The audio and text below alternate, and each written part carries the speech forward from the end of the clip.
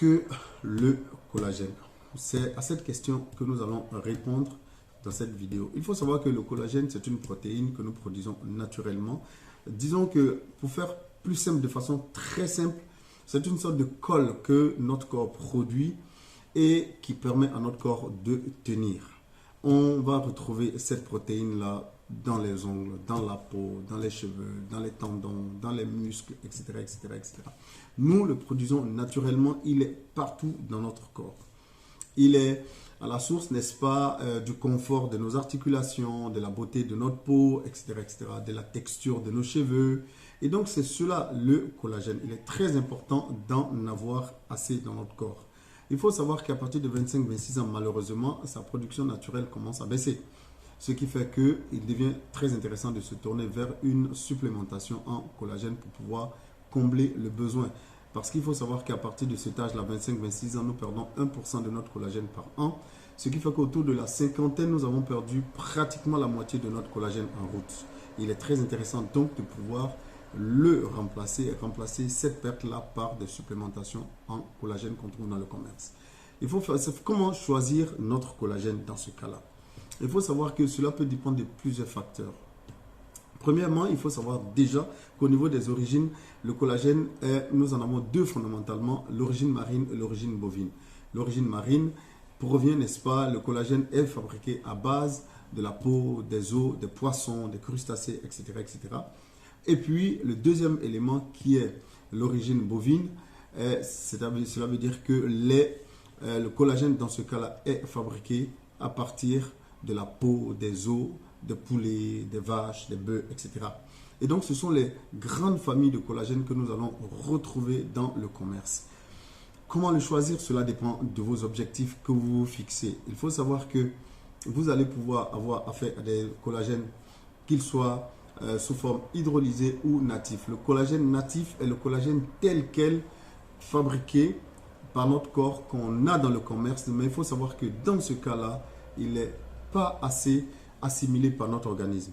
Dans ce cas-là, tournez-vous vers le collagène hydrolysé. Quelle est la différence entre les deux? Je vais faire un exemple vraiment très simple.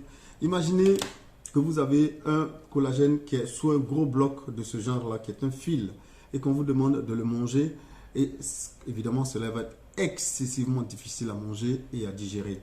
Si par contre, on le coupe par petits bouts, pour en fait de petits bouts, de petits morceaux, cela devient beaucoup plus facile à consommer. C'est la première chose que j'avais sous la main, c'est pour cela que je l'ai utilisé en fait. Considérez que c'est comme des pâtes dont on vous donne un gros bloc que vous devez ingérer en fait. Il sera difficile à avaler et à digérer ce gros bloc.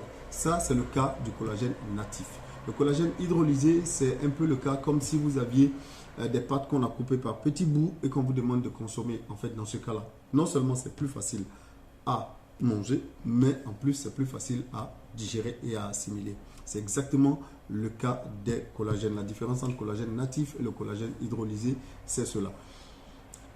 Quelle que soit la forme sous laquelle il se présente, c'est-à-dire en gélule ou en poudre, il peut être hydrolysé. La forme n'a pas un impact véritablement sur la manière dont il se présente. Si vous êtes quelqu'un qui voyageait beaucoup, qui n'avait pas beaucoup de temps, je vous conseillerais personnellement d'utiliser peut-être le collagène en gélule. Mais si vous êtes quelqu'un d'assez tranquille, chevaux à la maison, qui ne voyageait pas beaucoup, qui aime varier aussi les goûts, je vous conseillerais de vous tourner vers le collagène en poudre parce que là vous pouvez le mixer à beaucoup de choses telles comme les jus de fruits, comme les smoothies, même simplement avec un verre d'eau, etc., etc. Donc ça c'est votre convenance personnelle qui intervient dans ce cas-là. Est-ce que le collagène fait grossir? Fondamentalement non, parce que c'est une protéine que nous produisons. Mais ce qui pourrait vous faire grossir éventuellement, parce que des gens, il m'est revenu que des gens m'ont dit quand je commence à prendre le collagène, je prends du poids, etc. Il faut savoir que des fabricants coupent leur collagène avec des additifs. Et donc, ce qui va vous amener éventuellement à prendre du poids, ce n'est pas le collagène en lui-même, mais ce sont les additifs qu'on pourrait éventuellement y ajouter. Et ça, c'est un élément à prendre en compte lorsque vous achetez votre collagène. Prenez toujours le temps de lire l'étiquette, de lire l'emballage de votre collagène avant éventuellement de l'acheter parce que c'est très important pour cela. Quelles sont les quantités que vous devez prendre par jour? Généralement, c'est entre 10 et 20 grammes par jour selon vos besoins. Rarement, on parle de surconsommation de collagène. Rarement.